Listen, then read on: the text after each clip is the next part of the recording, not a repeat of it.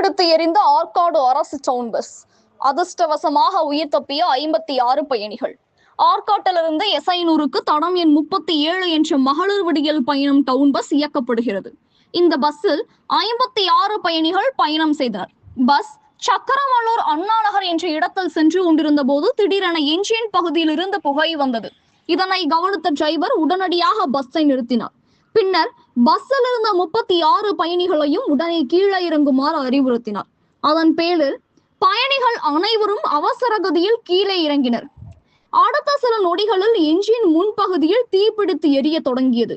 இது குறித்து ஆற்காடு தீயணைப்பு துறைக்கு தகவல் தெரிவிக்கப்பட்டது.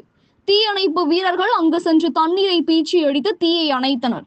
தீ விபத்துக்குள்ளான அரசு பஸ்ஸின் ஆயுட்காலம் இன்னும் 1 மாதம் மட்டுமே இருப்பதாக போக்குவரத்து அதிகாரிகள் தரப்பில் தெரிவிக்கப்பட்டது.